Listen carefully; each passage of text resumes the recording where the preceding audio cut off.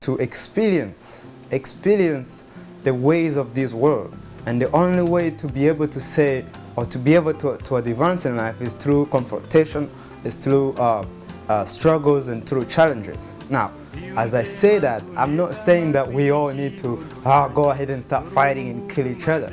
But that is the point that I'm basically making, is that we do this fighting and these fights and these wars because we do not understand the purpose of life. So most of us are stuck in the lower nature. Most of us are more worried about how much money we make, what nice cars we drive. And those are good things only when you understand why you have them. That is not the point of life. That is not why you go to work and work so hard to make the money. You must understand that. So if you want to realize the purpose, if you want to carry on and to accomplish your purpose in life, one thing you must do is try to understand life and try to understand yourself and try to understand what it is that you've come here for. And all of us have come here for different things. All of us are here for different reasons. How do we know this? We know this because all of us are born different days, or we're born from different mothers, and we have different names. We have different characteristics, and we act different, we look different, we are just different. And what makes us the same and what makes us different is what makes us who we are as human beings, as animals, as all type of species in this universe. So many of us really focus so much on religious or on a political or scientific, and we forget really that the most important thing about who we are is that we're just universal beings. That if you close your eyes for 1 second and you just imagine how many thoughts that go through your mind or through your head, and you ask yourself where those thoughts come from, or where do they go? How far do they go? Because see, you can't have, we only have this big head or whatever, this small head you want to call it. This is all we have.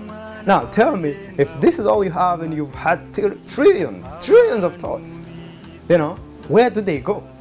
And if you think they all live in here, if you don't understand that this is just a consciousness of all those expanded subconscious that you don't see, that if for 1 second you could just close your eyes and just imagine a world where your body never existed or something like that, then you understand that we are just universal beings with a mind that can extend to levels that no one will ever understand. So for that reason and that reason alone, I believe that we are here to understand, to experience the life in a physical sense, but also to learn the things that we can only learn in this world.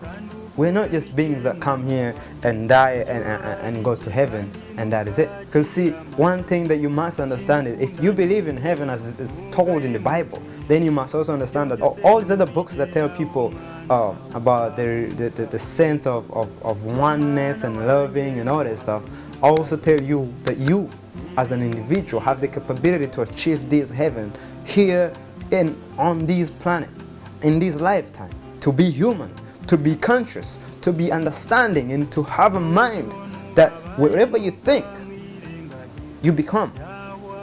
This is the science. Whatever you think, all these thoughts that are in your head, if you think it enough to believe it, you become just that. Obviously you have to change, and we change all the time. So we have to understand that. You have to understand, you have to have a vision, you have to command yourself to what you want to be. You have to will yourself to what you want to be. You have to attract the things that you want. You have to focus on the things that you want. You have to act on those things, just to focus on it and act on it.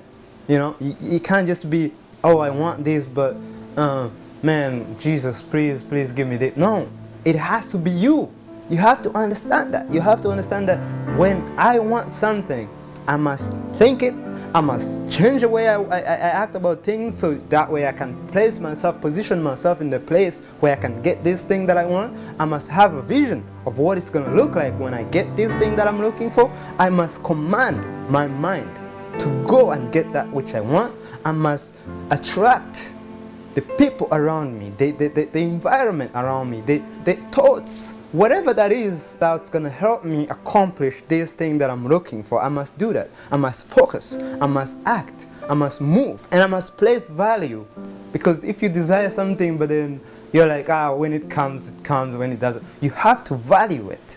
You have to make sure that it's important to you then or now, that it's the one thing that you can't live without. So you have to put a value on that which you want.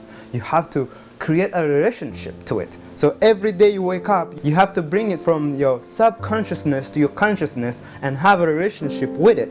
And make sure that you supply enough belief and thought and enough push behind it, that when it manifests, it's going to manifest all at once. And you're just going to be able to say, wow. Because this is who we are as an individual, as human beings. This is what we're capable of. We're capable of making things happen for ourselves. But we have to know the things that are necessary. Your point is to do the things that make the world a better place, that make you a better place, that build your soul, that create a new being within you that just comes out of you. And then when people see you, you almost like you glow some, you become that thing. It's just so much light coming out of you. That is the point, that is the goal you want to reach. And if what you want to do is destroy and distract and make all these things in the world, especially in today's world, we must focus on changing our presence and our personas, because we're surrounded by programs. If you watch television, if you go to these schools and you've been taught a certain way, and if you follow a certain political ideology, or if you are a religious individual, all you are is a program running from those individuals and what those individuals want you to think. And if you understand that, if you could understand that, then you would one day just shut down that television. You would one day stop following people, and you would say, what is in my own head? And if you could just look at it from that point of view, I think that would change a lot. So I believe that if we are meant to thrive, if we want to thrive, if we want to stop surviving and just want to thrive in life, then the one thing we must start doing is learn the ways of this world, learn the sciences, learn the history. If you're interested in science, don't just study the science that you study in the Western schools. Find out the ancient sciences, because this is where a lot of us forget that they dropped the ball. The ancient people got it all the time.